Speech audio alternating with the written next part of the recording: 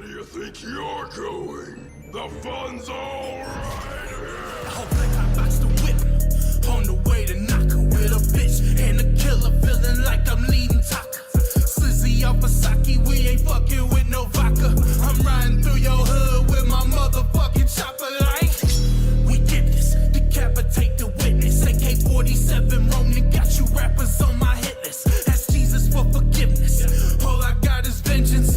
Show me stage shoguness and Goku with a sentence. Dead to the usurper, the masses in their fervor. Guess they ain't heard, can't have a revolution with no murder.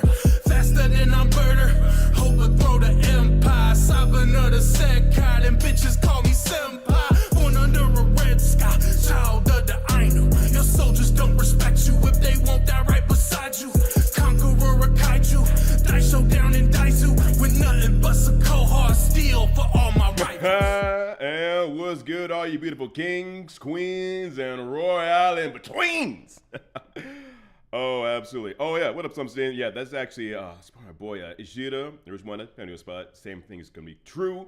From Kansas City. I'm from KC, and all the love is there. But it's about me. It's not about me today, guys. It's about my boys coming in for an amazing stream. Y'all, I want you to lose your goddamn minds.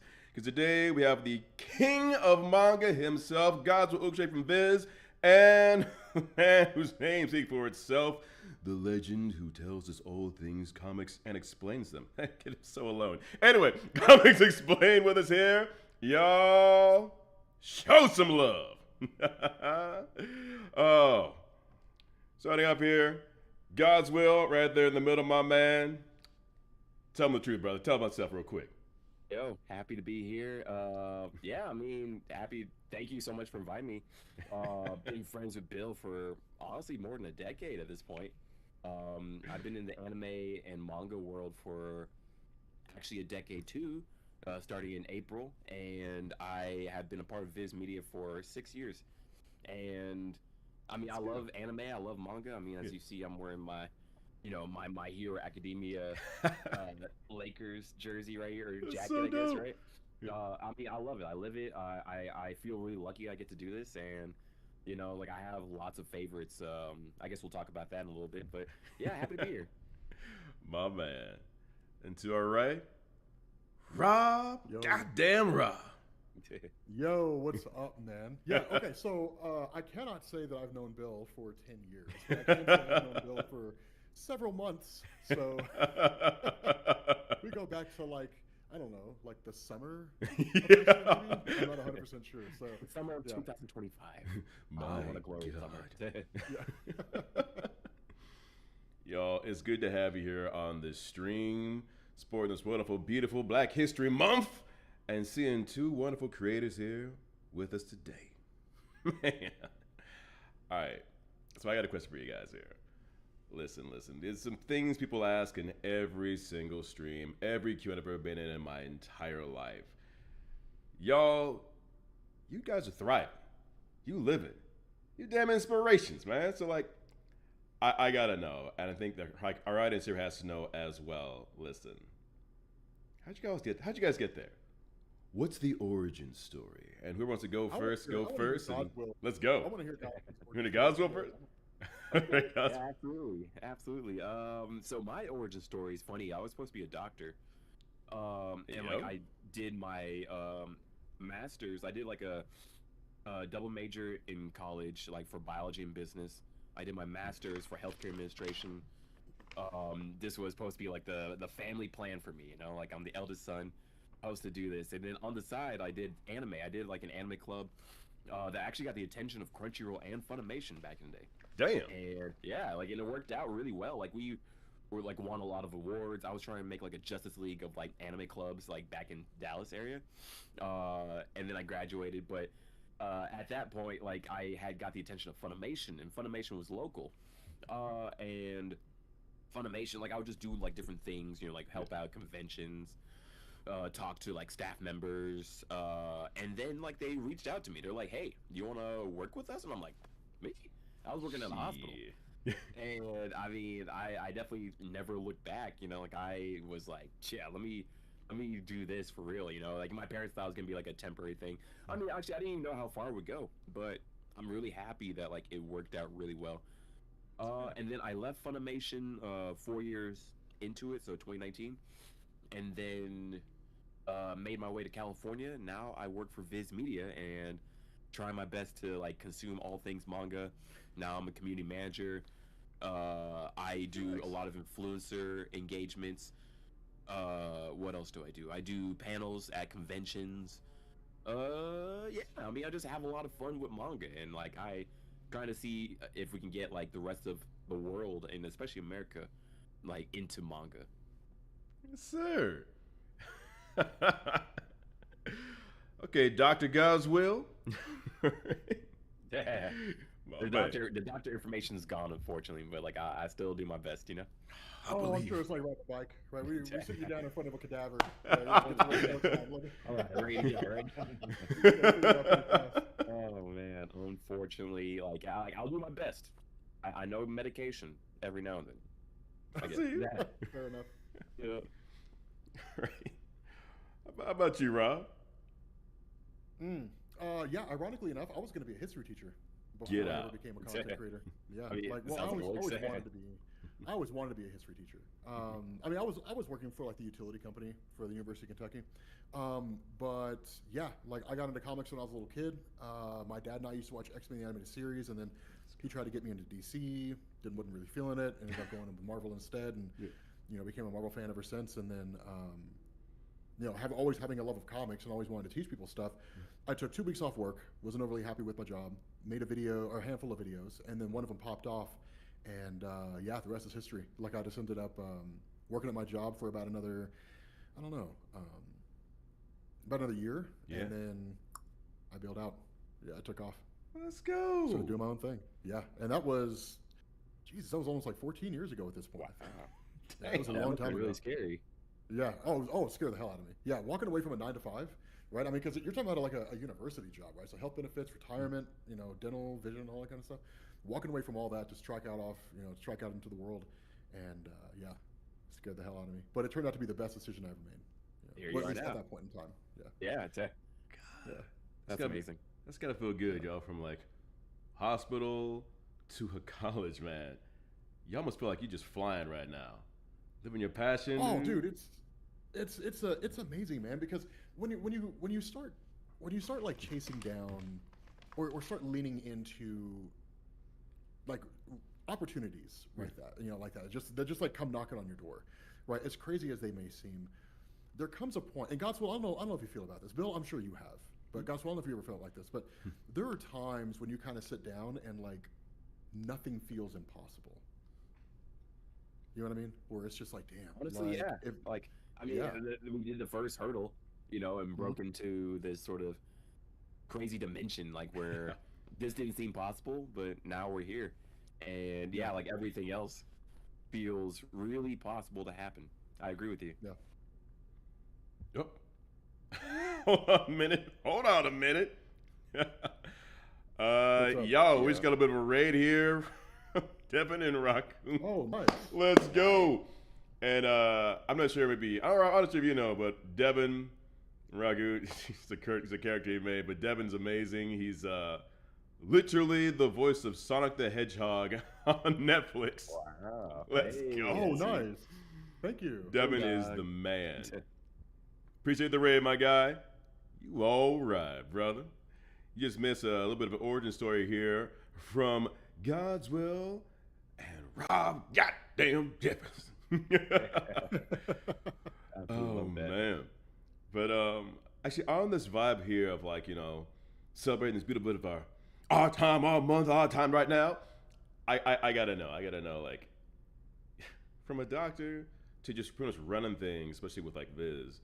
And Rob, you are like a titan in comics right now. Like, what are you guys like you can talk about working on like right now? Oh, Godswill, go for it, man. I'm like, what can I talk about? Yeah, dump those trade secrets, the things that come with like confidentiality stamps. And, Break all your Let me NDAs. get into it, right? yeah. One for Viz Media, like this will be our 40th anniversary. Hey, yo. So this year. So like we're planning on doing like quite a bit for it this year, throughout the year. I can't talk about like what we're doing for that, but like I think like it's public knowledge that like we're 40 now, so woo, excited to act like it. And then I believe very soon we'll be doing like announcements for titles coming out later on this year. So like this week, I believe we'll be doing like like tinting and teasing of like what titles like we are aiming to put out. So can't talk about what those titles are, but pretty excited that that's happening. What else are we doing? Big thing for us is like we're putting out an anime called Rooster Fighter. So yeah, like it's real. I know. Like it looks so bizarre, but it's actually a banger. Bizarre. It is bizarre. I mean, like it's like straight up like actual chickens like that kill demons. And like it actually goes hard. Like I read the manga. I'm caught up in the manga. It's on chapter like 58 right now. Let's go. And it's actually like goes in the paint. And then I saw the first episode of the anime, and we showed that like last year at what convention? A few conventions last year, but like it's coming out this spring. Awesome. So very excited for it to come out. We're getting started on that. We're doing a lot of promotions for it. Yeah, we're trying to make that a big deal. So yeah, that's at least like the Viz things I think I can talk about. So yeah. That's what's up. Rooster Fighter. I will be watching. Yeah, I gotta be honest, man. Like, so I know I'm probably jumping the gun a little bit on the whole discussion about like anime, manga, that kind of thing. But one of the things I have learned getting into that, man, is it's so eclectic. Like I recently watched this one called The Devil's a Part-Timer. Let's go. And yeah, dude, it's amazing, right? The devil comes to Earth and gets a part-time job, and I was like, that's dope, right? That's amazing. But like it feels so eclectic. So the fact that there is a anime coming out about a rooster and like chickens fighting demons, on one hand, I'm just kind of like, man, that sounds crazy. But on the other hand, I'm like, but it is an anime, so that kind of sounds about right. Like, it's... honestly, I guess like circling back to like what you had said a little earlier, but like, yeah, honestly, like especially like being in the anime world, like it feels like so much is possible. Like there's so many different types of content. I'm always wondering like how the Japanese like create these works of art, like beautiful art, and like of the most random concepts too. Like I'm trying to think. Like I mean, I remember like crying from a ping pong anime. Hey yo. You know, who would have thought? Really? Yeah, 11 episodes, anger show, and it made me cry. You know, it was like, oh, what's another like random theme? I guess like there's just always like something random that's happening. Like a lot of manga I'm reading right now is just super random. Like I'm reading like Magi. Almost done with it. Dude, Maga's great. It's banger, and it's sort of like, oh, this is gonna be just fun, and then now they're talking about killing God, and it's like, oh, all right, who would have thought? I mean, it goes places. I don't know how the Japanese like came up with these ideas, but they're on point with it. Dude, that's cool. Like that's I don't know, man. Like, yeah, at the risk, we'll talk about that here in a little bit, but like at the risk of stir in the pot. Stir away, brother. The more I get into anime, and knowing how many anime are based on manga or they're based on like webtoons, right? So like Solo Leveling, but like they're based on some kind of like some kind of like print media from that part of the world, like Asia. Yeah. The more I look at that kind of stuff, the more I'm just kind of like, damn. So we really got Spider-Man fighting Green Goblin for like the 90th millionth time? Yeah. Like, damn. That's something I guess like I had been wondering about comics. Like, it's like I like at least I'm not like bored of that. Like, would you say you're like that like you're tired of like sometimes, but sometimes not. I mean, because with me, I think it's also a little bit different because I've been reading comics for like almost 30 years at this point. Yeah. So for me, sitting down and saying, okay, cool. So like we get it, like anytime a new writer comes along and they're like, we're relaunching Spider-Man, right? Number one, and like a new writer takes over. you can set your watch to what they're going to do, right? Okay, like here's Spider-Man's new home, and here's Spider-Man fighting his new, and here's my interpretation of Spider-Man fighting Dr. Octopus or whoever. So they always kind of go through like the paces for like the first, 2 to 3 story arcs. And then they start kind of branching out and doing their own thing. And along the way, they'll kind of start putting in these little plot threads that build up to something bigger, and maybe they introduce something new. I'm always excited to see what a new writer's interpretation on the character is. Scott Snyder's Batman versus Grant Morrison's Batman versus Dennis O'Neil and Neil Adams, right, or something like that. But at the end of the day, it always kind of comes back to the same thing, which, I mean, to me, it's sometimes comforting, right? Where it's just kind of like, cool, so Batman's not going to change that much. But there are other times where it's just kind of like, what I wouldn't give to just see Batman fight God one day. Right, Wow, like how dope would that be, right? I mean, it's but again, the way that like gods, are presented in well, really even just between Marvel and DC is starkly different, right? But I don't think they're really presented in the same way that anime and manga are. Now, again, I'm still dipping my toe in the water, so I don't know if I can like speak intelligently to like here's how gods are consistently shown in anime and manga, But yeah, I wouldn't say that I get bored, but there are times where I'm just kind of like, I wish they would do something different. I was actually even wondering, like, can they do something different? Like, it feels like you can't touch, especially like those hallowed heroes, like too much, or like do something super crazy to them, right? Would you say the absolute universe is that where it's a little different? It is. It's different, but it's the same at the same time. And I'll talk about what I mean, here in a second. But like, one of the things that I do want to hear from Godswill when it comes to anime and manga, because I don't know if you were following it, but Jim Lee, right? He's like, are you familiar with Jim Lee? Yes. Yeah, DC president, right? Yeah, he's like the artist guy, right? He's like the guy. I mean, that dude's been, that guy's portfolio is 40 years in the making, at this point. 30 years in the making at this point. I mean, the guy's been, he's been doing stuff since the late 80s. But he recently came out and he was like, there's a lot that like Western comics can learn from manga, which pissed off comic book fans to no end, right? It pissed people off so bad. But I was like, actually, guys, there's some merit here, to this.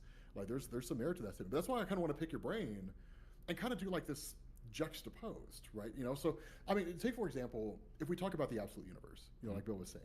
I mean, as you know, right, Batman is Bruce Wayne. His mom and dad were killed in an alley, and he decides that he wants to, avenge their deaths by dressing up as a rodent in the middle of the night and beating people up. Right? It's a very simplified and silly explanation, but really, right? He decides to become a vigilante so that no one else has to experience what he experienced, right? In DC Comics, there is a universe called Flashpoint, where instead of it being Bruce Wayne's parents who die in the alley, it's Bruce who dies in the alley. And so then his dad ends up becoming Flashpoint Batman, as he's called, and his mom goes crazy and becomes the Joker. Flashpoint Batman is just, he doesn't have like all the crazy technology of Bruce. He doesn't like, have all the fighting capabilities of Bruce or anything like that. He's just a dude who's like, what if the Punisher became Batman in a cave with like a laptop or something like that? But then when you turn around and you look at Absolute Batman, in so many ways, it feels like Flashpoint Batman, but with a whole new method of storytelling. And it's great, it's fantastic, it's the coolest Batman's been in years and years and years and years and years. But at the end of the day, it is in some capacity drawing off something that's been done before and then reworking it. Because you can only change Batman so much. Right? In the Absolute Universe, it's only his dad that dies. But like, one of them's gotta go. Right, whether it's his mom or his dad, somebody's got to die, right, for him to become Batman. Yeah, I mean, I guess it'd be cool if they were like, if there's an alternate reality where Batman had a sister, right, and she died, and that's what led to Bruce becoming Batman in the first place. But as it stands now, it's always the death of one or both of his parents, and then he goes on to become Batman because of it, right? Superman always comes from Krypton. How Krypton is destroyed changes based on the story. In Superboy Prime's universe, it was incinerated by his son. In the main DC universe, it exploded. Right, but Krypton is always destroyed. He always comes from that world and arrives on Earth. In Superman Red Son, he arrived in the Soviet Union and was raised as a Soviet soldier. But the fact is, it's always like this kind of template. Yeah. Right. Like if you're a writer and you're like, I'm going to write a story about Batman. Right. You go to the template shelf, you take out the Batman template, and you say, I might change this and this, and then you send the story out there. Whereas with manga and anime, I mean, I got to be honest. Like again, relatively new to all this, but if I sit down and watch Solo Leveling, and then having watched Dragon Ball Z when I was younger, and then watch Attack on Titan, and then watch Full Metal Alchemist Brotherhood, they all feel so different. You know what I mean? Yeah. Yeah. I mean, yeah, they very much are. And like, I think like they build up off of each other, but it's like individuals who get to create the story from beginning to end. Like brand new universes, and a lot of these, like you had mentioned before, like they either like wrote like a light novel or like they created a manga by themselves, and it's really impressive, especially like I guess like the sort of pressure that they have to keep up. They have to do this weekly, and like have a high standard, so that way they can maintain themselves within like the magazines that they're in, like the Shonen Jumps, Giga Jumps, whatever, right?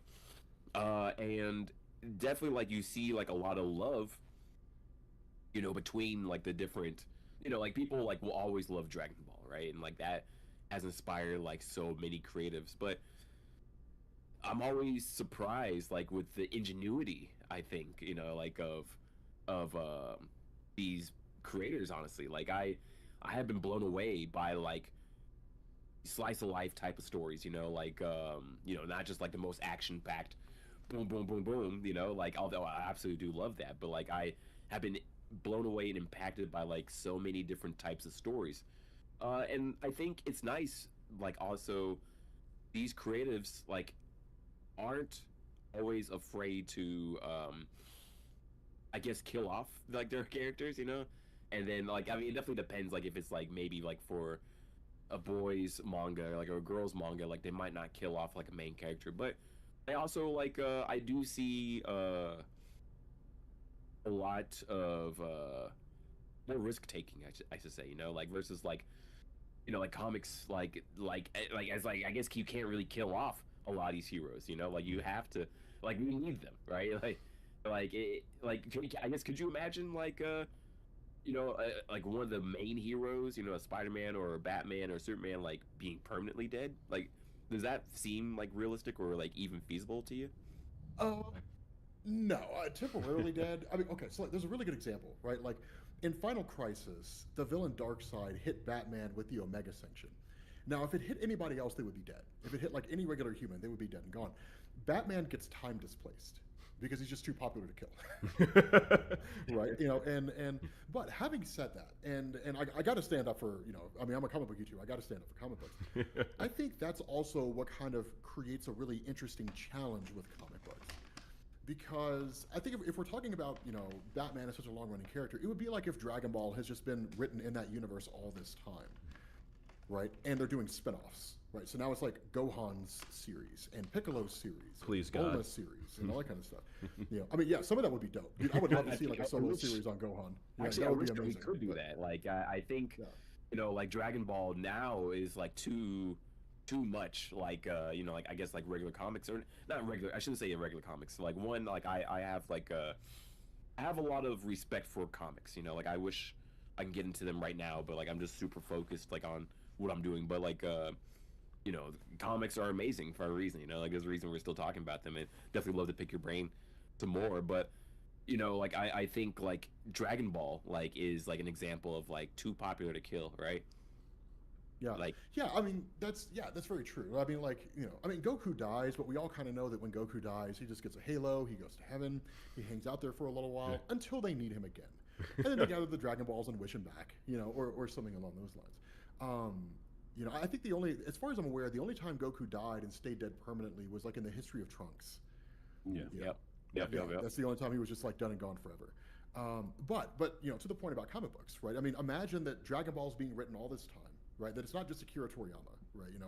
Despite the fact that he passed away, right? They're saying that he hadn't, and he's just been writing it all this time. But then, like, somebody else is writing the Gohan series, and somebody else is writing the Piccolo series, and then those writers decide to shift out, right? So Akira Toriyama decides to retire, somebody else comes on, they take over the Dragon Ball series, and it's their interpretation of it, which I think is actually happening right now with Akira Toriyama passing away. I think somebody else is taking over and writing the Dragon Ball series. Kind of continue, keeping it on. But it's always someone's perspective of it. Except now it's not really the way that it used to be. I think in more recent years, the longest anyone's been on a title, I think, was when Kelly Thompson was writing the Captain Marvel series and went on for something like 70 some odd issues, I think. I'm not going to swear to that. I don't remember the exact issue number, but it was for a pretty chunky period of time. you do have writers that stay on the titles, you know, for a pretty lengthy period, but you don't really have a point where anybody's writing a comic for like 100-something issues. So, you know, you get it for a pretty short period of time. But the fact is, right, that it's always rotating. It's always someone's interpretation, and I think that's where the interesting challenge comes into play, because if Tom King finishes writing Batman, and let's say that Scott Snyder, who did the whole New 52, comes on and doesn't decide to do it again. You know, say somebody else comes on, because I think after Tom King it was James Tynion, and then after James Tynion, I don't remember who wrote it after James Tynion, but Matt Fraction's writing it right now, right? Matt Fraction's job is to sit down and say, okay, what has been done with Batman, and how can I either create something new or take what's been done with Batman and turn it into something different that people haven't necessarily seen before. I think there's something kind of cool about that, right? Yeah. Because I think that you know, it's like a life perspective, right? You know, because I'm a really huge fan of street photography, right? So if I take two people, I hand them cameras, and I sit them in front of the Empire State Building, and I say, take a picture of this, right? They're both going to take it from two completely different angles, and they're going to see two completely different things, and both pictures probably won't look the same. And it's the same thing with writing, you know, with comic book writing. You know, two writers write the same title, and they write it differently based on their own interpretation.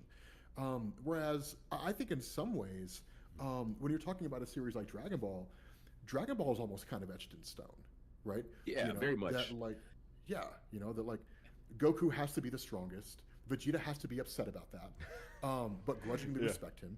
Piccolo has to be kind of just like over here, and then just like pops up sometimes. You know, like, yeah.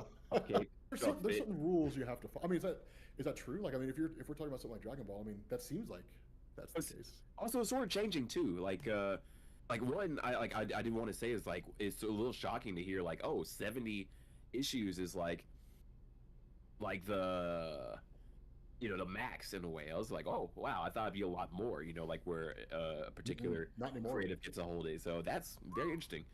But also, I would say like right now, like in a lot of manga, like they're starting to branch off, like where like the original creator will still be attached, but like not creating like what he used to, because maybe like he's either like done, like like for example like Kishimoto for Naruto, like Kishimoto is still involved with Boruto, and Boruto manga is popping, like where there's a different creative Ikimoto, but like Kishimoto is like very involved in, or like is still like overviewing, is like this is the world, but Boruto 2 Blue Vortex looks different, feels very different, like has a new star.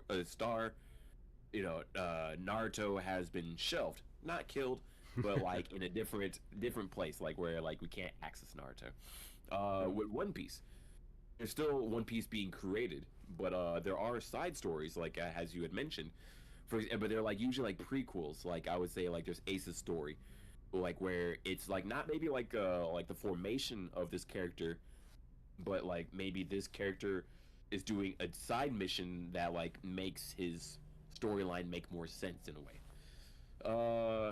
And then like what other example did I have in mind? There's a few like big titles like where like they like you can't like really mess with like the original formula too much, or like really reinvent it, I guess, like in a way like how Western comics have done. But I have seen, for example, I was thinking Jujutsu Kaisen, that has just finished the manga, and then there's a sequel series that just came out. Is at least it's touted to be pretty short. We don't know how many chapters it's going to be, but is like 40, 50 years in the future, like near future, and like new cast, but like a lot of like old stars are like still like in the background and like still able to help out. So like it still sort of continues in a way. Like I think everything is still like pushing, whereas like at least how you just explained it to me, like with comics, is like I could see like a sort of reinterpretation, like where you get to like really understand the characters even better than before, I think. And I think that's pretty neat, especially like doing these sort of big, like Flashpoint. That sounds huge. Like I had heard about, New 52 for a long time. It's like it sounds like this is like a good way to like get people into what's happening again. Yeah, I mean it can be. Sometimes it's it all kind of depends. I mean, obviously it comes down to planning, different things like that. And the New 52 wasn't the best planned event ever, but to the point of like long running series, right? Like there are instances where you have writers who just stick on a series and just write it for seemingly eternity. But the last time that we really saw like someone writing a comic for over a decade was Dan Slott when he was writing Spider-Man. You know, ever since then, you don't really see writers who are like, I'm writing this title and I've been writing it for a decade, and this is my thing now. Usually, it's just a writer who writes a character. Like I think when Tom King was writing Batman, the idea was that he was going to write it for like 100 issues, and we didn't even get to 100 issues. I don't think. At least I don't think he did. I think it ended up ending somewhere in the 80s, but I can't remember the exact issue number. And then it just kind of switched over to a new writer. But yeah, you don't really see very many instances of writers sticking on titles long term the way you do with like anime and manga, because it's just like a person's project where they're like, I'm going to start writing this, and I'm just going to keep writing it until I retire. Like One Piece has been going on for what, like almost 30 years or something like that. Yeah. At this point, yeah, it's been going on for like the longest. I think 29 this year. Yeah, I think 29. Yeah. Oh, let me actually check that out. But yeah. Yeah, it's been going on for a really, really long time. Having said that, I mean, it's not to say that when a new writer comes on and takes over a title that it's just kind of like a reboot or a clean slate or something like that. Things certainly get carried over. The things that people really enjoyed usually get carried over, but a lot of times, as far as I understand it, it's left to the discretion of the writer to decide whether or not those things are going to continue on. But to the point about anime and manga in that way, I think that's kind of one of the bigger contentions that you see with like these huge debates, with anime, manga versus comic books, different things like that. But manga specifically, right? If we're talking about like the written word, is that with manga, it's a guy who sits down and is like, here's where the story begins, right? And then it's like 15 years later, and now we're done. The end. And like you close the book and like that's it. Yeah. Right. I don't know. I mean, there's certainly exceptions, right? One Piece, Dragon Ball, things that transcend the anime genre and then just like go into pop culture, right? Where they're bigger than the industry that they're a part of, or that they were based out of. But with comic books, it's just like, yep. So Spider-Man's been a hero since like 1962. And he will be forever, right? One thing I had been in the back of my head is like, would you suggest to somebody like, oh, this is your favorite hero, you need to read everything, like start from the 60s and just go. I usually never do that. There are people who will, right? And there's certainly like for example, like people come along and they say, like I'm like I want to get into Spider-Man. Spider-Man is arguably the face of Marvel Comics, right? I think in this day and age, you could make an argument that there's some characters that may be a little more popular, or rival him in popularity. Iron Man, right? Even if his books don't sell as well, the name recognition is up there, with Spider-Man. But somebody comes to me and they say, I want to read Spider-Man. Where do I start? And there's a couple different places. I'm like, okay, well, I mean, are you looking to get into like crazy epic stories, or you just want like read this story to get a feel on whether or not you like Spider-Man? And if their stance is like, I just want to read a story to know whether or not I like him, cool, go read Back to Basics by Nick Spencer. Done. Right. But if somebody comes to me and they say, I want like epic stories, it's like, cool, start with Big Time from Dan Slott and just work your way to the Clone Conspiracy. You're going to be reading basically like, what was it, 2005, 2006 when Big Time started, I think, going all the way up to Clone Conspiracy was part of All New, All Different Marvel Worldwide. So 2019, I think, so 14, 15 years. I may be wrong on the years, but over a decade, right? Of Spider-Man. Like, you're going to be reading that much Spider-Man. But it's worth it if you like great big huge epic stuff, because you get Superior Spider-Man, Spider Island, right? You get all kinds of cool stuff that comes out of that. The Spider-Verse event, right? Probably the biggest thing to come out of Dan Slott's run. So it really kind of depends. But there's rarely ever been an instance when I've told someone, you should go back and read Lin Wine's Spider-Man run, from like the 80s, 70s and 80s. Or I tell people, you should go back and read Walt Simonson's Thor. It's a great run, right? It's a phenomenal run on Thor. But I usually tell people just go read Jason Aaron, right, if you're looking to get into it. People watch her taking some notes. I will say, I will say, like it's telling someone where to start with comic books can be kind of a daunting task, because not everyone wants to start at the same place and not everyone likes the same thing. Whereas if somebody comes to you, right, and they say, okay, Godswill, I want to start with like, One Piece, right? Where do I start? And you're like, you start 29 years ago. Right. You go back 29 years and just work your way forward from there. Yeah. I just tell everyone, go at your own pace. Luckily it is very easy for manga. Just like, all right, what do you like? Okay, cool. Start chapter 1 of this. Like I can't really imagine telling somebody to split it up, you know. But I would always be like, just do a little bit, see where you like it, like this. One more question, I think. Like, I was even thinking, like, because I read a few comic books, not too many, but I read like Civil War, like, and like I read like all the comic books that were like in Civil War. You know, like reading like every hero's perspective. And I guess would you suggest that's a thing to do too? Like, I got to learn about like quite a few different groups and people. You know, like for example, like Heroes for Hire, where I was like, oh, I never knew. Heroes for Hire is cool. Yeah. Heroes for Hire. That's an old school team. Yeah. Yeah, where I was like, oh, okay, like here's a new hero group, or here's, you know, like the X-Men, how they feel about this, and oh, here's how, you know, whatever, I guess, you know. So like, I guess, would you say somebody to read like an arc, or I guess like a storyline, and like check out everything within that, or would you say like follow like who you like, or, you know, like maybe like the main parts of it? You know, honestly, starting with an arc is a great way to start. I would probably say skip tie-ins, because tie-ins are where you start getting out into the weeds. Because then you do start running into things like Heroes for Hire, which is not an inherently bad thing, but it kind of depends, because sometimes you can pick up in the middle of a storyline, right? Because not every tie-in ties in directly to the story. Sometimes, like, for example, right now in DCKO, are you familiar with what's going on in DCKO? No, not at all. Oh my god, dude. Okay, Buddy. Godswill is amazing. So DCKO is this whole tournament going on, where basically a whole bunch of superheroes are all fighting each other, right, to like attain this crazy level of power, right? But it's like it's a tournament, right? It's a battle, right? And so you get some really dope stuff out of it, right? I think like Superman fights Homelander, right? And like it's crazy stuff that goes on, but it's a phenomenal event, right? People are in love with it. It's Tournament of Power from Dragon Ball. Yeah. You know what? Perfect explanation. Yeah. I mean, there's no Jiren as far as I'm aware. You know, or like hit or whatever his name is. Somebody like stops time so you can't hit them. But yeah, no. But it's a really popular event. As part of that event, you have what's called Justice League Red, right, which focuses on a character, Red Tornado, and a handful of others, and they're dealing with Black Adam, but it has nothing to do with DCKO, right? So you know, it takes place during it, but it's not really part of it. They just slap the label on it in order to get more sales out of it, but. You kind of run into that sometimes. So I think core stories, like Civil War, right? Mark Miller's Civil War, issues like 1 through 7. Great way to start, right? Great way to get into comic books.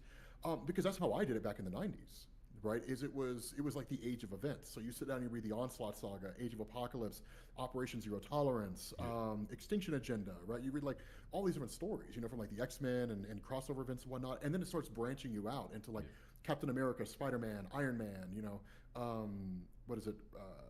Oh my God, what was it? Force Works, right? Iron Man's reworking of the West Coast Avengers team. You start getting into like all these little tie-ins and things like that, which is really fun, right? And it's really, really cool.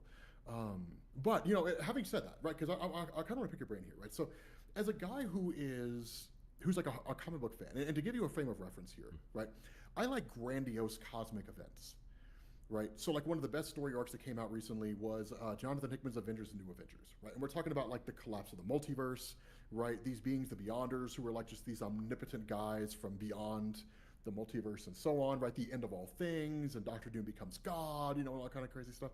If what I dig is just crazy bonkers stuff like that, and like high action things like solo leveling, right, where it feels like Dragon Ball on steroids, right? If it's, you know, things like that are so cool. Which, by the way, I also want to talk to you guys about that. I want to talk to you guys about that whole thing. Like it's because I'm trying to figure out where the hell they even go with this show. But if that's the thing that I'm interested in, and people who are watching this and are getting into anime and manga are digging that kind of thing, like, what are we reading? Like, what do you suggest? Yeah, oh, great question. I mean, a few things came to mind as you brought that up. One is Undead Unluck. Like, and I think like quite a few anime and manga, like they start off, you know, just sort of like, you know, hey, we're just here, and then eventually scale up to be like, oh, we are fighting gods, we are gods, we are, you know, like I think a lot of them seem like sort of innocent, just like, oh, you know, we're just going about our business, or it's just gonna stay here like in this contained area, but then it usually balloons into like a crazy way. And I think Undead Unluck like is like a really good example of that, like where it, you know, just seems like, oh, this is a quirky way of like, you know, the cool power, And then like I think around chapter 20, it starts like going crazy, like where it's like, oh, we are talking about seasons, like the concept of like what is a season, and that becomes like anthropomorphized like body that like we have to like contend with for some reason, like, or like stars like as a concept, and it's like we have to like contend with that eventually, and then it goes bigger and bigger. And I think that's like a good one that just finished like about a year ago, and I thought it was a great way, like a great journey, like all the way until the end. What's another good like sort of universal Beyonder-esque title? I gotta think some more about that, but definitely Undead Unluck like came to mind with that.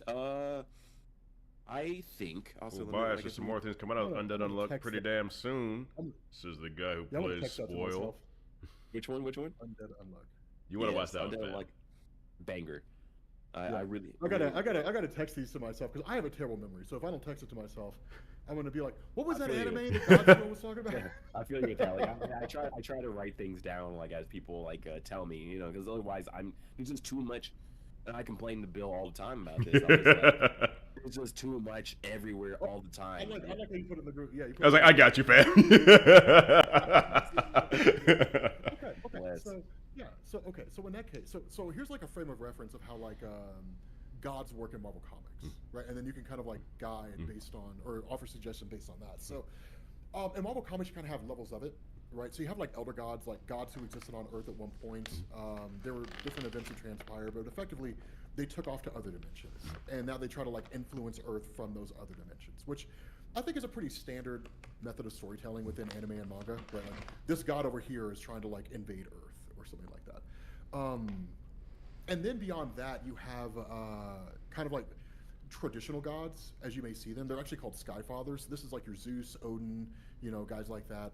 Well, they're powerful, and honestly, their level of power, I think, has shifted over the years in Marvel Comics. So, like, back in the 80s, they were, like, omnipotent, right? Nowadays, they're just, like, really strong guys that you could kill if you were strong enough, right? And then beyond that, you start going into cosmic entities, right? So that's when you start getting into eternity, infinity, oblivion, and they're really more abstracts, right? So they're like the physical manifestation of concepts, right? Infinity represents, Infinity represents time. Eternity represents the full space of the universe. I think ever since I was a kid, I always got the two of them switched. But basically, between the two of them, it's brother and sister. They represent the form and function of the universe from its beginning all the way to its end.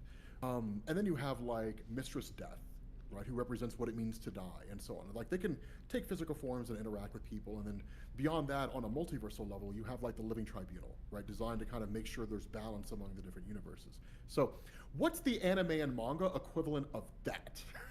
I think I got one I can throw at you, bro. Bill's got his hand up. For Okay, the ready? Ready for the longest title you've heard in your life. You should check out That Time I Got Reincarnated as a Slime. Yes. Hold that's on. a great one. Okay, let me. Yeah, I'm gonna put this in. Great And choice, Bill. to sell you within the first like 5 minutes, you have this dude who's like, we'll just say, well, no, I'll make this switch. Rob situation. Ready? Rob. All right, so you're walking out on the town, doing your thing, gonna meet up with your friend and his girl, right? All life is all roses and candy for you. You woke up, you had your cornflakes, life's good. You get stabbed. You're dying. This has happened. Just like that? Yeah, dude gets stabbed. It's like the first 30 seconds. He gets stabbed, like da-da-da, blah. There's no reason. A guy just stabbed him. You're bleeding out. He starts describing what he's feeling as he's dying. All of a sudden you hear like, oh, everything's so warm. Heat resistance activated. What? Doesn't quite click. Describes the numbness. And all of these things keep popping up. Dude, he's blue. He's dead. Gone. Wakes up in a whole other world as the lowest level creature of RPG, a slime. Ironically, you, Rob, have every resistance known to man and God that you described as you were dying. And the ability to absorb things and gain their power, including other creatures. So within like the first 2 episodes, they give themselves a physical form outside of a slime. And it's what you do in a full RPG world of demons, dragons, deities, kings, dwarves, and the like. I'm talking like Tolkien levels of things. It's what this person does. And it is a wildly entertaining show. Yep, I have to agree with that. Yeah. Like just the scale of how far it goes, like is really crazy too. Yeah. Yeah, I mean, actually, like now, like you bring that up, Bill, like there's quite a bit of anime that like scales up really quickly too. You know, it's like, I mean, Attack on Titan. Is like a big level, right? Yeah, like that's like a huge one. I tried to get into Attack on Titan, and Attack on Titan held my interest for like the first couple seasons. Yeah. And then after a while, I was just like, I'm okay. Not feeling it. Yeah, it just. I mean, I got far enough in that I learned about like, the origin of the Titans, and you know, like what's her name? You know, who like all the offspring of her, like going down the genealogy line, like they all take the form of a Titan in some capacity, and like it's like okay, you know, that's cool and everything, but I don't know. For me, I just like high octane, crazy battles stuff, right? So that's why I love solo leveling. Right, because it's just like I keep getting stronger and I keep getting stronger. Okay, here's my question, because I want to know what you guys think about this. Here's my question. Yeah. So watching solo leveling, my thought process here is that he's actually in a video game. Maybe. I mean, I read the manga for it, and I was a little surprised that like at least. Then again, let me not say too much. I don't know. Yeah, but like I'm sorry, I'm not talking to the chat here. They all are. They're going in on anime, but I'd say you really can't go much further than that. How can I recommend a weird one for you that I think you'll like? Is you like kind of high octane, kind of fun? Okay. All right, this is not a long anime. It's gonna be like 20 episodes, and it's one of my personal favorites. It's called Bakano. Oh yeah, although it's hard to find. Bakano? Yeah. Yeah. But it's a little hard to find, but I believe in you. Ready? Here's the situation. Two rival gangs, Immortal Alchemist, Satan, and regular Steve are all stuck on a train together. That's the best I can describe right then. It is absolutely wild. Yes. Oh yeah, and throw in Bonnie and Clyde. Yeah, it's absolutely wild, dude. It is a fun, absolute roller coaster of an anime of these people of what. No, I literally can't say. I can't say anything more than that. It's almost like falling on my chair here. You know what that reminds me of? I mean, just listening to that description, it reminds me of the movie Smokin' Aces. Yeah. Yeah. Yes. Yeah. Okay. So is it like Smoking Aces if it was an anime? More crazy though. Yeah. Oh yeah, I'm sure it's crazy. But have you seen Bullet Train? Okay. Dude, I was just thinking about that too. Yeah. It's very much like Bullet Train. Okay. Yeah. Bullet Train is great. I love Bullet Train. Okay, I'll have to check this out. Dope. We got the chat throwing out things like Hajime no Ippo. You should definitely watch that. Durarara is another one for you. Yeah. But on the same vibe, I had a question for the both of you guys too to kind of help us narrow this one down a little bit here. We'll make it easy. We'll do Godswill, then we're going to do you, Rob. As you guys have got like a vibe for what you guys kind of like, name 3 manga for you, Godswill. And if you have 3, we'll go with comic stories. Or even arcs that you like, you recommend to the other to hype in. And by all means, go in on your answer. Like any titles or like any title. Like Bill, you got to put these in the group chat. Yo, I got you. So yeah, I like that. I'm trying to think like what titles would I want to talk about. I mean, I always talk about One Piece. One Piece is like, of course, like it's my favorite title franchise of all time. I think it's the most important series right now to check out. Yes, sir. Yeah, like whether you're in the industry or like you're outside of it, I have a blast with it. I mean, yeah, like it's very goofy, but like that's part of the charm. And just the adventure like it has gone through, and the fact that it's getting better and better still as it goes actively. Like it was a giant snowball that like starts off middling, and then like it really builds up, and now is this Katamari Damacy level world that you really can't like avoid. And then number 2, like you like action stuff, right? Yeah, I like action, high octane. Yeah. like I would skip over the dialogue in Dragon Ball Z if that gives you. Gotcha. Okay, Yeah. good to know. Good to know. You know, I think Black Clover is Oh. really hype. Yeah, like it. Okay. You know, like a lot of people are like, oh, it's like this, it stole from yada yada, but I think it comes into its own like pretty quickly, and I mean, it's beautiful action just like throughout. You know, like it's something that I think is like, especially like now it's almost done, but like the later arcs, wow, like I just like action, how's this gonna go, what's happening.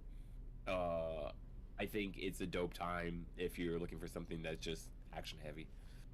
And then number 3, honestly, you got to go with Berserk. You know, like Oh, hell yeah. yeah, I have never seen Berserk, never read Berserk. I've heard people suggest the heck out of Berserk. Read it, like definitely like is better as a manga. Like the anime has had some hit or miss adaptations, but like the manga, it's beautiful and like it's talked about for a reason. Like so often, a lot of people sort of stop like, or at least I haven't like heard a lot of people like talk about what happens after like the great big moment. You know, like where he gets like the brand tattoo. You know, like that you've probably seen like quite a bit. But I think it just goes crazy bonkers. Many times you're like, is this guy gonna be all right? Is he gonna be able to survive this onslaught of demons? And just the way that the story unfolds, like and like grows, like it's beautiful. It's sad that like the creator died. I stopped right before he died, but like I think it was very beautiful. And then like I hear current stuff is great, so Berserk is definitely worth a try. Yeah, I've heard incredible things about Berserk, but people keep telling me all the time that I have to check it out. Get on, I think it's on Netflix. They have like a Golden Age arc thing where it's like they just kind of compile the first big arc into like 3 big movies. I would say give that a shot. That would actually be read cool it. to me. I don't watch anime for it. I say read it. Yeah. I respect, yeah. Okay. Yeah, don't watch anything for it. Just read it. All right, Godswill, I see you. Solid choices, especially Berserk. It's so good. Especially, I'm looking at everyone here right now. After the Golden Age arc, it only gets better. Yes. The Berserk armor. I like how Bill put here. He said Berserk. You're welcome. Yeah, bro. Berserk is like, we're gonna make testosterone into an anime. This guy was literally born on a battlefield and wields Cloud's Buster sort of like a butter knife. Yeah. And there's so much I want to say right now. I know Godswill knows, the chat knows. Rob, I'm pretty sure you'll make a whole manga YouTube after watching 1 episode of Berserk. Read the first few chapters. You're gonna be sold.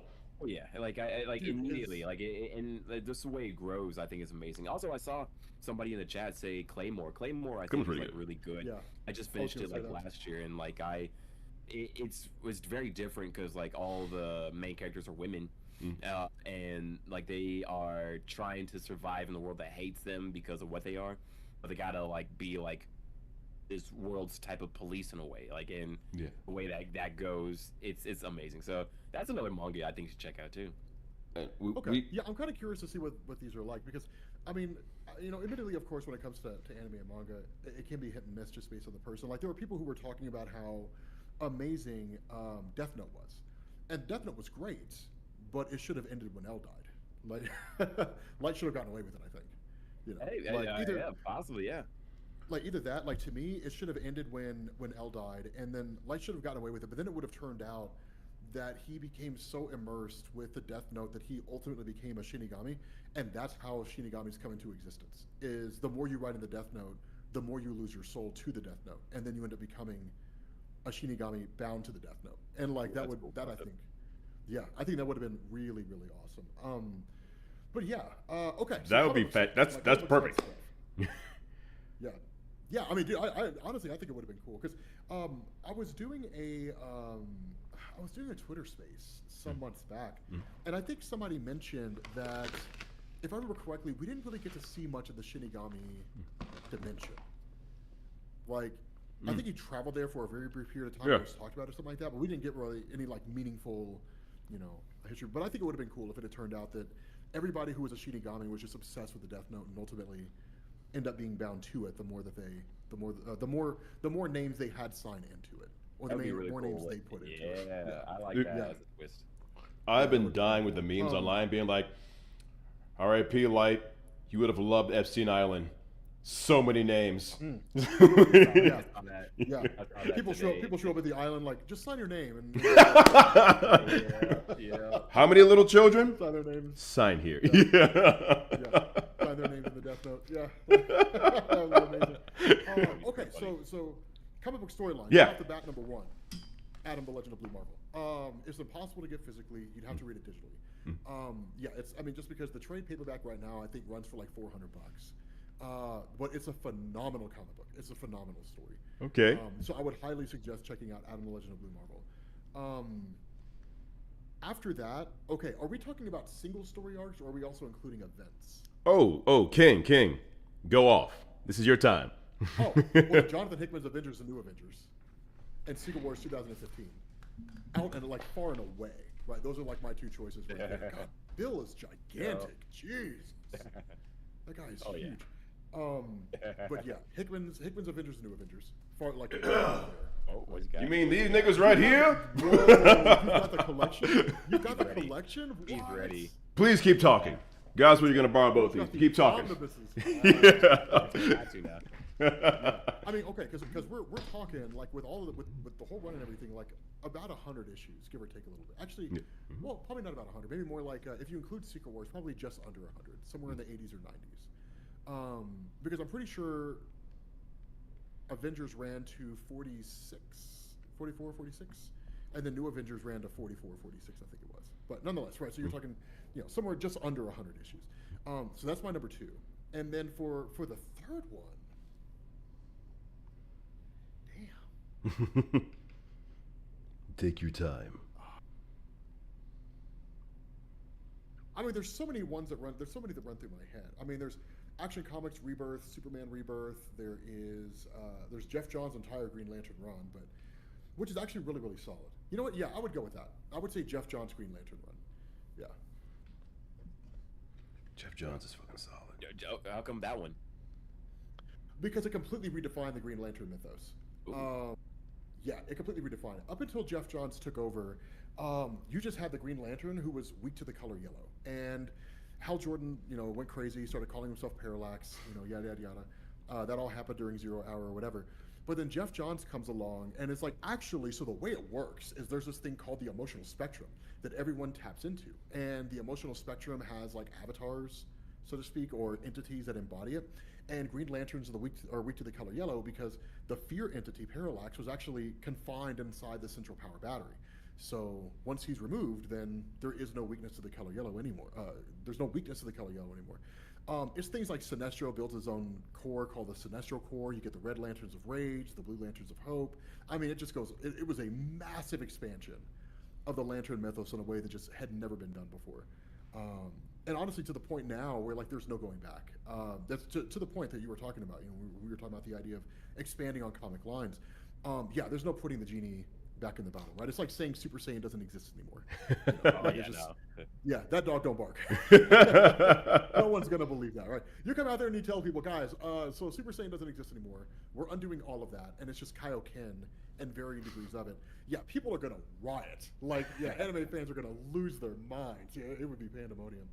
But yeah, Although that could be cool in a way, Yeah. like sort of scaling it back in order to tell more of the story with it. But yeah, at the same time, yeah, I agree with you. It's like it's so inherent to what it is these days that yeah. you can't really think about it like that. Yeah, that's cool though. I'm gonna try to check out like some of these. I love that. I mean, honestly, if you're looking for one that you can like read when you have spare time, I would look up the digital version of Adam, the Legend of Blue Marvel. But you can get on like Marvel Unlimited or something like that. When we're talking about, when I'm talking about things like Hickman's Avengers, the New Avengers, Jeff Johns' Green Lantern run, I mean, these are things that you would probably read in your spare time over several years, right? Because Jeff Johns' run ran for like 10 years. Hickman's Avengers and New Avengers. It didn't run. It only ran for about 5 or 6 years, but I think about 5 or 6 years. But you're also talking about, because it has like an 8-month time skip, so you're throwing in a lot of tie-ins that take place during that. So it's a lot of stuff that goes into it. So yeah.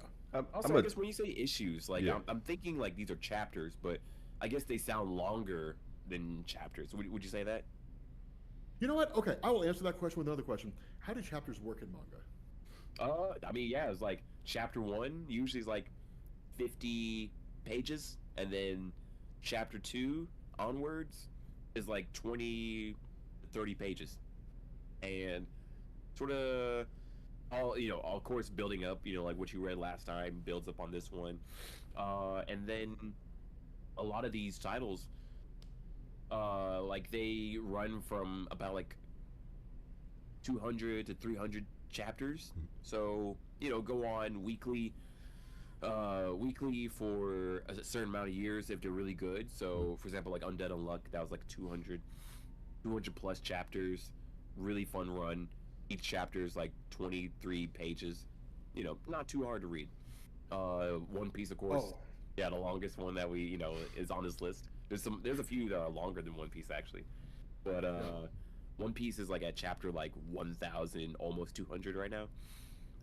And I would say like that like has like sometimes like a few less chapters, a few less pages in their chapters. So I would say like 15 to 20 pages, I would say. Oh, so comics are not exactly like that. Unless we're talking about double-size issue, comics run about 20 some odd pages. Usually about 27 pages. Although with Marvel recently, they've been doing a bunch of ads. Gross. In theirs. So I'd say maybe, less than 30 pages. Okay. And then actual meat and potatoes content, leaving out titles, leaving out in previews, about 26, 27 pages of actual stuff. So then we have what are called trade paperbacks.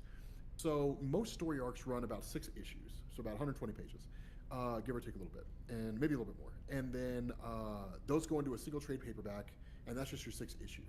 And then what Bill has are what are called omnibuses, right? So just a collection of trades. And so depending on the size of the run, omnibuses will actually be, or a story arc will be connected or collected in several omnibuses because it's so big, right? So Jeff Johns' entire Green Lantern run, I think, is 3 omnibus volumes. I don't remember if Hickman's Avengers and New Avengers is only 2. I think it might only be 2. But you can also get the individual trade paperbacks.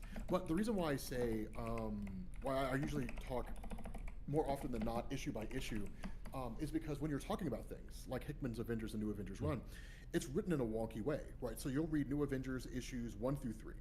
Then you'll go to Avengers and read issues 1 through 6. Then it's like New Avengers issue number 4, and then Avengers 7 through 9, and then New Avengers 5 and 6. Yeah, I know. It's the way he writes it. But when you read it issue by issue, it kind of creates for a more fulfilling story.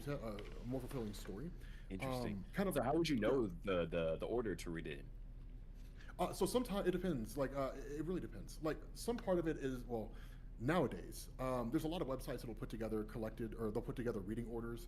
In the comic books, if it's like an event, they'll actually have like a checklist for you, right? So it'll say like DCKO checklist, right? And it'll be like, this is the order that the comics come out, or this is the order of the storyline.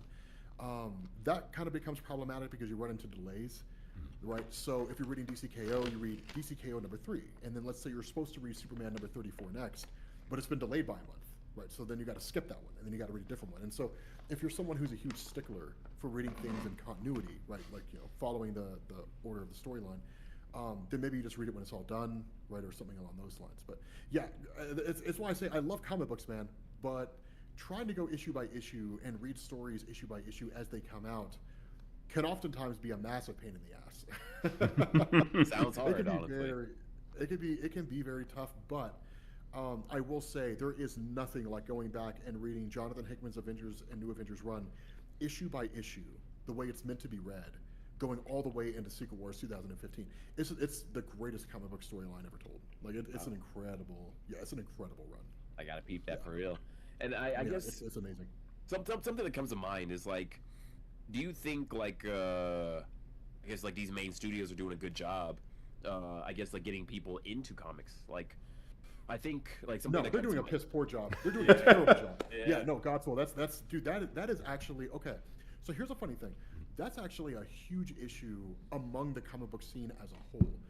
It's a huge issue for guys like me. I mean, sure, if Marvel and DC were good at marketing their comics to the average person, I would be out of a job. Right, I would have a job. Or my viewer count would be much lower than it is right now. Dang. Yeah, such as it is, right? They're very poor, and it's to the point where like comic book stores are frustrated by it because they don't really do much in the way of advertising. I mean, when was the last time that you watched a video on YouTube? You know, and it's like, make sure you buy the newest issue of Superman at your local comic book store. You know, Wow. like on a YouTube ad. You never see that. Not I at think the all, last time unfortunately. they did anything meaningful like that was during like the New 52, when they were doing a huge marketing blitz to get people into it. But outside of that, no. And it kind of makes sense, right? You know, in what is it, 2024, I think, the total amount of revenue generated by the comic book industry. When I say the total revenue, Godswill, I'm talking Marvel, DC, Image, Boom, Dark Horse, all the way down to the indies. The guy who launched his own publisher just to release his own book and only sold 3 copies. Right? Kudos to him, right? He wrote and sold 3 more copies than I ever have. But you know, the total revenue generated was something like $2.9 billion, right? Avengers Endgame made more money than that. So Yeah. from Marvel's perspective, I can see why they don't go balls in advertising the hell out of their comic books if they're going to make one movie that will make up for the total amount of money generated by the entire comic book industry. Wow. Right. So yeah, you know, Hey, I now mean, that- and What a bummer though. I mean, like for example, like one of my favorite games to play right now is Marvel Rivals, and it would be cool if there was like, oh hey, you're interested in learning more about Iron Man or Iron Fist or Luna Snow. Here are some cool comics that you should check out about them. You know? yeah. And, Yeah, I at mean, least I've- with the movies. Yeah, it'd be cool. Like if like, oh, you liked Endgame? Well, here is, you know, here's like some comics that you should check out or something like that. Yeah. Yeah, I don't know. It would be cool. I mean, the cool thing is that usually when it comes to that kind of stuff, you know, like right now, anything related to Doctor Doom, anything based on Secret Wars, will probably do well on the channel. Anything other than that from Marvel is just, who knows? It'll do well. It may not do well. It may struggle. People don't really care about Marvel at all right now. DC is where all the talk of the town is, right? If it's got DC on it, it's good. People are going to love it. Right? It's going to do well. Okay. But, Actually, it was wondering. I was like, which one of the I guess comic lanes, I guess, or comic houses is doing better, you know, like or doing the best right now. Yeah, DC 100%. But I mean, okay, so I mean, does it work that way in anime and manga? Because I mean, you got a lot of different publishers within the comic book industry, but the two big ones are Marvel and DC, right? Does it work that way on like the anime and manga side, right? Where it's like, because I've heard you mention things like Shonen Jump. I've heard of Shonen Jump, but you know, I know so little about it, I might as well not know anything at all. Yeah. So how does like all that work? Great question. Like, and I think like it's still growing, especially like in the West. It's definitely like more settled in Japan. You know, like oh, you read your magazine. You know, like you have your titles you follow, and you follow those very deeply. You know, you buy your Blu-rays for your anime, and also I think like a lot of people, even in the West, don't even know. I'm still learning myself, and I'm in the industry. Like unless you're like a hardcore, you know, fan. You know, so but. In the West, like the distributors, like the main ones, like are Crunchyroll, Netflix is like getting big into the game. Amazon's still there. High Dive was one that was big, but not anymore. Yeah, I think people split up their anime types. One by like, what do you like? You know, like there's shonen, which is usually geared for like young boys.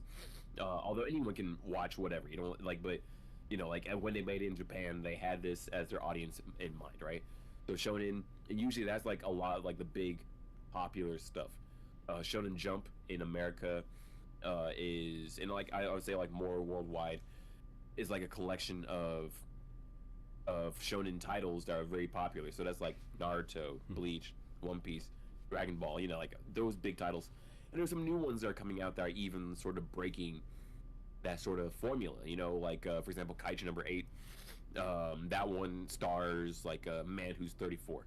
So versus like usually like a lot of these characters are in their high school era, I guess, you know. So like there's more titles are coming out that are appealing to different audiences within this demographic. There's more female focused, like shoujo and josei, and like in America, we have a magazine called Shoujo Beat, and that's the distributor for like a lot of those titles. And this is all the stuff like I understand. Like I'm still learning a lot myself. So I would say like in America, I don't think is like split up like DC Marvel. It's more like, oh hey, we're gonna watch this. People try to find it wherever they can, and it's more about like what are the popular titles that everyone's talking about. Now, but it's also expanding a ton more, especially ever since the pandemic.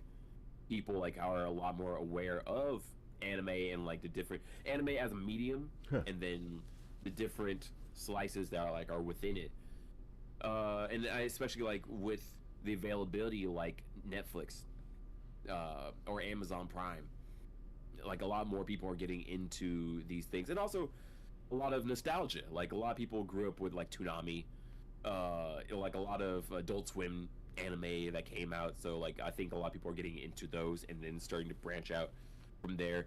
Anime has been going on for a long time, and there's just so many different types. So I was like to quickly go back to what you're saying. I don't think it's like a DC Marvel. I just think it's like what are the famous titles that people want to get into, and they figure out how to check it out from there. Yeah, so that I think is cool. I think on the surface it can make it a little daunting, to just kind of be like, so what would I like? But I think that at the same time, it's kind of cool because you just jump in and figure it out, right? Like, you look at Spider-Man, you're like, okay, cool. So he's just going to be like a guy who's probably going to be lighthearted. There's going to be definitely cracking some jokes. But, like, you kind of know what to expect to a degree when you go into, like, a Spider-Man comic, even if you've never read one before, right? Batman's going to be dark and brooding and probably a prick. So, like, you know to expect that when you go into a story. And Superman's going to be hopeful for the most part. You have a general feel of what to expect, But I think that with anime and manga, it's just... The best way that I like to think about it is that there really is something for everyone. And I know it kind of sounds cliche when you say that, but like myself and my girl, right? We were watching, or she actually turned me on to Freerun. Well, let's go. And, Yep, I was gonna bring up Freerun like as the title that has blown up. That's like outside of like the standard formula of like, I'm gonna punch you really hard, Yeah, I was like, I want to get into a new anime. And she's like, well, what are you thinking? And I was like, I want something I can kind of like drink some hot tea to and wind down to. And so she's like, let's watch Freerun. So I'm like, okay, we fired that shit out, dude. I fell asleep within like 15 minutes. Really? It was like the most relaxing thing I had ever seen. Too relaxing. I was like, yeah, it's too relaxing. Yeah, too relaxing. Now, don't get me wrong. Like once I stayed awake long enough to like, or at least once I was watching episodes like in the middle of the day. And I'm going through this. I'm like, dude, Freerun is cracked. Dude, that girl is so overpowered. It's not even funny. Like this is like the action stupid of it. how powerful she is. But yeah, the action of it's like crazy. Like once you like give it a chance, but it's a lot more than like you would expect.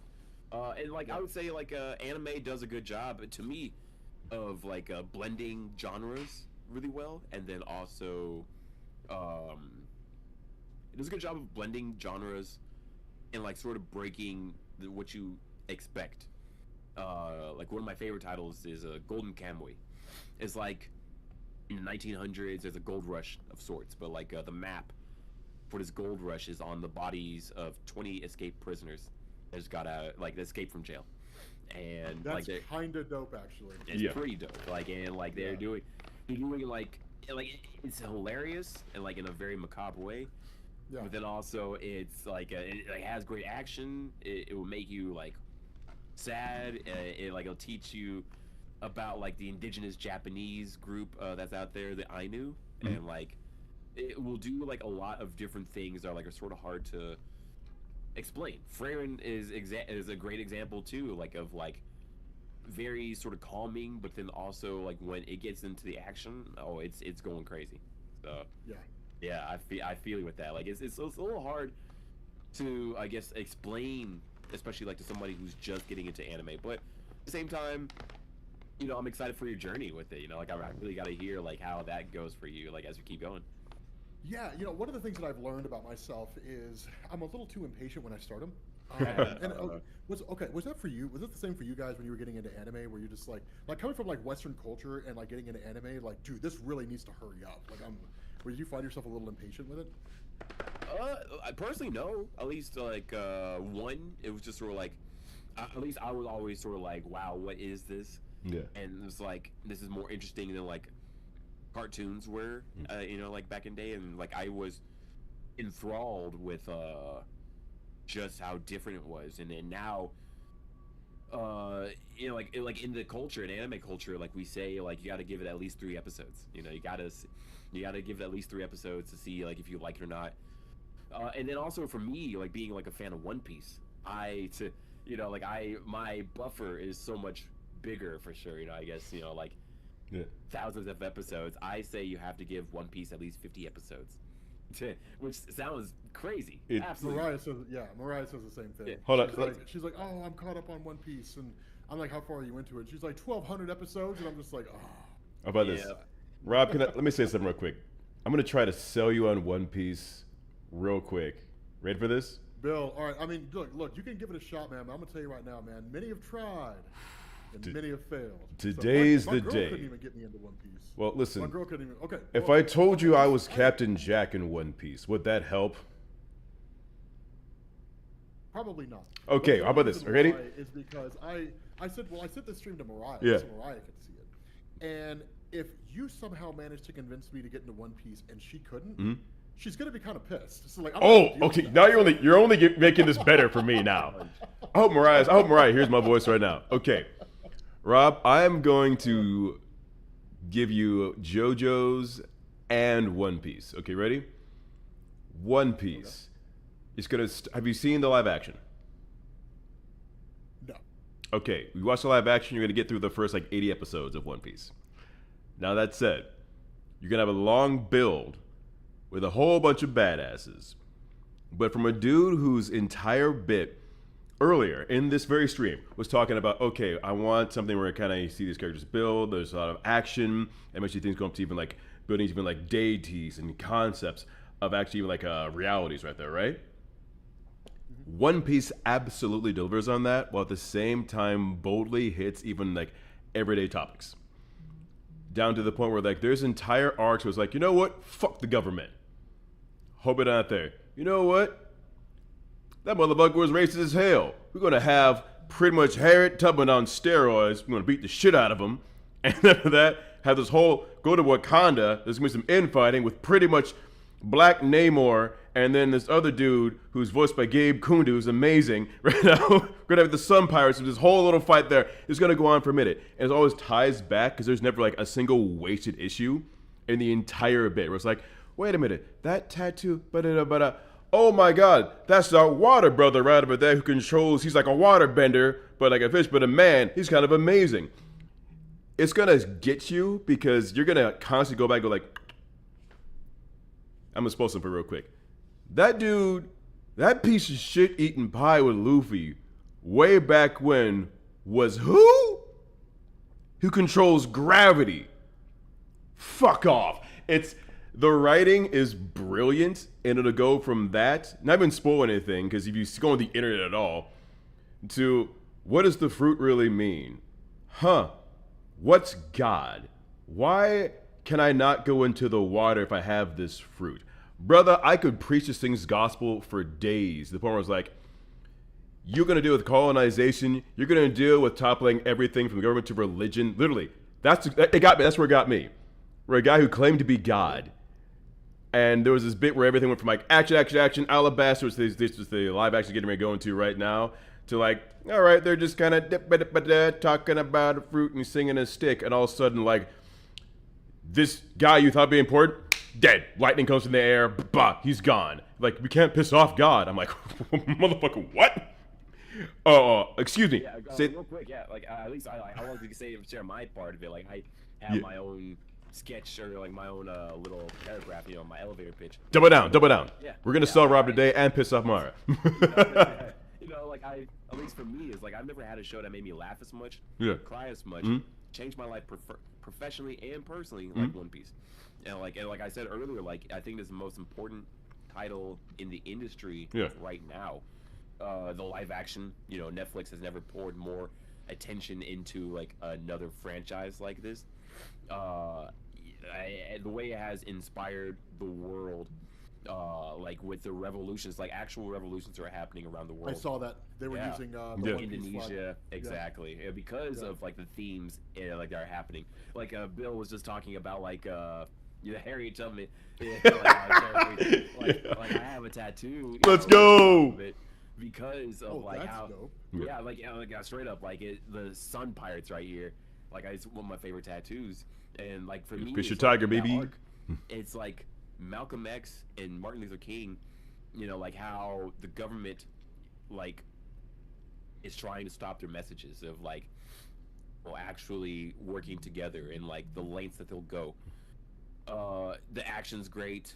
It'll take you like in unforeseen turns, and like as Bill has said, like it all builds up on itself. It all like nothing is really wasted, you know. Something that you think is just like, who cares about this, and then it'll show up later on.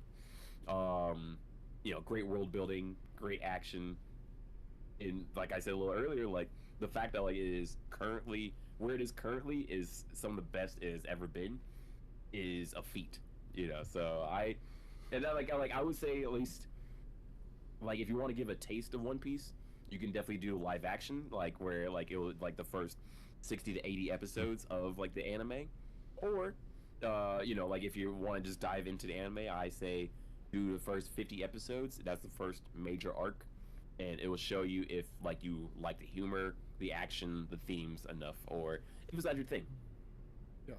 Yeah. So Okay. Hopefully that might change your mind. It would be great.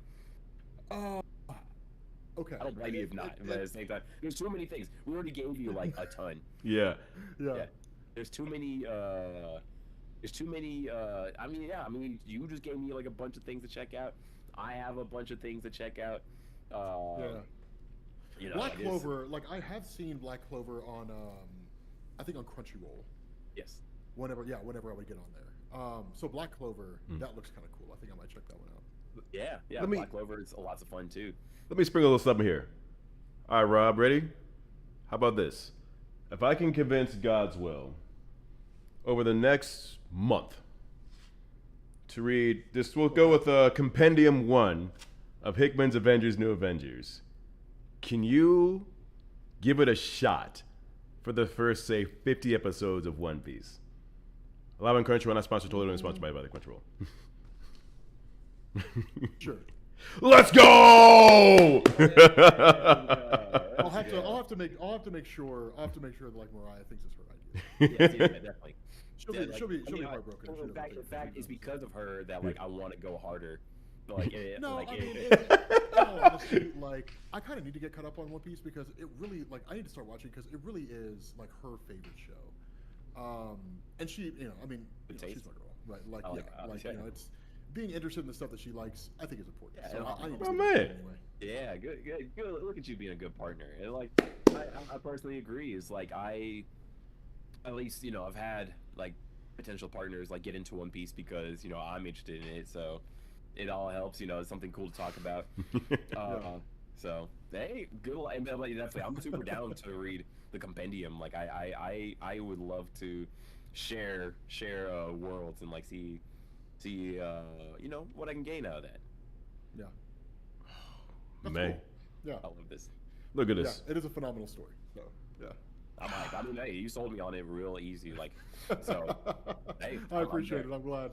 Yeah. I think you said this whole stream, like, I definitely, you know, like, I'm like, oh, you know what, maybe I should give comics a chance, you know? Yeah, it's just, you know, it's why I always tell people who are coming from manga, it's gonna take a little getting used to because you're used to like open and shut stories, and comics are not that at all by any standard of measurement. Unless, okay, actually, you know what? I take that back. Original graphic novels, OGNs. OGNs are standalone comic books. Yeah, OGNs are standalone. So, yeah. Do you have any that you would suggest? Then again, you gave me like quite a few suggestions of things I really want to check out, and I've been wanting to check out like more DC, Marvel world things. But I guess like, are there any OGNs that like you say like Actually, are you know worth what? getting into? Yeah. If you're looking to get into DC Comics, check out the Earth One series. Ooh. Batman Earth One, Superman Earth One, Wonder Woman Earth One. Yeah, those are really good OGNs. In fact, I think if you were to walk up to anybody anywhere and ask them, "Hey, I'm looking into getting, I want to get into DC Comics. What are some original graphic novels you would suggest?" Those would probably be the first ones that would come to mind. I don't know why I didn't think of those before, but yeah, there's Green Lantern, Batman. I think there's Teen Titans, and there's Wonder Woman. But the Earth ones are really, really good. They're standalone. You don't need to know anything else. Okay. Just read it by themselves, and you're good. Is there a particular one too that you would suggest to start? Batman Earth Okay. One is really good. That's a great place to start. Batman or Superman Earth One. Dope. Okay, I got myself a list. So let's do it. Fair enough. Let's Yeah, go. Yeah. Man, I would say this entire bit has been beautiful. Seeing comics and manga slowly coming together. Bill, what are you guys doing after this? Are you guys wanting to play some Rivals? I'm sneaking around. Perhaps, yeah. Like, I might be down. Although, do you play Rifles, Bill? Listen, gentlemen, I'll be real with you. It's been a while. I was a Magneto main. Oh, Hey. I've been. I thought you were still playing. Yeah, I thought you were still playing regularly. Will happily play. I could do a little bit there. So I've gone down the rabbit hole of Baldur's Gate. Yeah, bro, me too. Oh, that's right. Yeah, God. you were We're telling me about that. we're deep in I Act 2. warned you, man. Bro, you're right. I warned you about You're Baldur's Gate 3. I told you, absolutely I was like, right, If you're man. gonna play Baldur's Gate 3, you need to know if you can devote the time to it, because that game will suck up your life. Straight up. Dude. And Act 3 is Yeah. like taking up all my time. Like, I was Yeah. thinking like after this, I was gonna try to finish some more of that, and Yeah. then I'm gonna pass out like a little earlier since I'm still feeling under the weather. But definitely had a great time. Yeah. This was very worth coming Oh through. yeah, this was definitely dope. Like, this was fantastic. Then I might hit up the Yeah, group dude, chat and we might have to I'm schedule up a gonna little look at something for maybe a little Marvel Rival stream. That'd be dope. Yeah. Hey. Yeah, dude, I'd totally. Be down. I got to the Grandmaster 3, so you know. With the flex, let's go, Godswill. Hey. Yeah, I'm super down, but yeah, I'm actually about to get back into Overwatch. I had taken like a season off of that, so but seeing everything about it now, I'm like, you know, maybe it's time. Maybe it's I wonder time. if it's worth getting back into, because I used to be a Tracer main back in the Ooh. day. I mean, Yeah. they just brought 5 characters into it, and then it sounds like people are having fun again, so I'm hyped. Yeah, it's been like 7 years since I played Overwatch. So, Wow, oh boy. Yeah, it's been a long time. It Like has- when I left, they had just introduced Sombra. So yeah, Oh, it's been a wow, while. yeah. There's So- a lot of characters that have come through to it, so Wow. Yeah, Is there like a yeah, whole yeah. new meta now? Is it just? different metas, I would say. Like, and also I need to see like this current meta. Like they just brought in Jetpack Cat, so and I've been seeing That like so many sounds amazing. videos. Yes, like where he can drop off like characters, or she. I think yeah, the cat's a female. Yeah, character like it can fly, pick up characters and drop them off, or save characters, or you know like take someone like a whole AC A1, you know, like just I'm gonna pick you up and you just start shooting everybody, you know. So sounds like a Yeah. blast. Like so, I'm excited to jump into that pretty soon. You know, I might need to get back on Overwatch, if for nothing else than just nostalgia. Yeah. Just like See the how it goes. nostalgia of it. Now it's no longer Yeah. Overwatch 2. It's now just Overwatch. That's what I've heard. Yeah. Yeah. I will have to for one very large reason. Gentlemen, I'm all about hyping up my boys. One, voice of Wuyang would be Howard Wong. Oh, It's my yeah. boy. If I'm Saito, he's Kenshin. Actually, we are literally in the show. I support my boy Howard. Overwatch, congrats, King, for watching this. Yeah. And my boy who losing his goddamn mind, Alejandro Saab, who's the new voice Yeah, of he's Deadpool and Marvel Yeah. Rivals. That's what I gotta play as. Support the fam. We're gonna make this happen. Absolutely. I mean, yeah, Rivals makes a ton of sense to do, especially since we just got to finish talking about Marvel. So I'm down for either one. If there's another game you want to do in mind, let me know. But yeah, definitely, it's a great time, y'all. We'll make it happen. Yeah, But this is awesome. real quick, where can people find you, support you, and all the things you stream and do? We'll start with Rob. Yeah, Godswill, are you on YouTube? YouTube. I do a podcast on the side. It's called That's Dope Entertainment, and yeah, just having lots of fun with it. So definitely, That's Dope, and like we are like on episode like 140 now. Like Let's just been doing this for a go. long time. Yeah, Bill's been on the podcast quite a few times, so maybe I gotta get you on the podcast sometime soon. You should. Fair enough. Yeah, yeah. I'll be down with that. Yeah, that'd be dope. And then personally, yeah, like I'm Godswill of D. It's a One Piece joke. Yeah, so I'm on Instagram. I am on Twitter. Although Twitter is what it is right now. So Yeah, Twitter. yeah. But yeah, I'm pretty much everywhere. Not TikTok. Nice. I don't do TikTok personally, but like yeah, I have fun. And then of course also follow Viz Media for the latest news of whatever, and like I won't say like who's talking, but I talk on there sometimes. So That works. Awesome. And Rob? Comics Explained across all socials. Although Let's I may go. end up deleting Twitter here in the next few months. Twitter's just. I feel you with it. sucks. I know. Yeah, but that's dope. Keeping it simple. I love it. Yeah. Yeah, That's what's definitely. up. Well, Kings, I appreciate both of y'all. We're going to go ahead and hit man. our little stream ending screen here. And each and every one of y'all, really appreciate each and every beautiful king, queens, and rolling betweens popping into the stream. Bars, what's up? Anyway. Okay. Me a favor. Hit a little link there. Join the Discord. It's literally called The Cookout. Tell your friends. And look forward to another stream coming up real soon.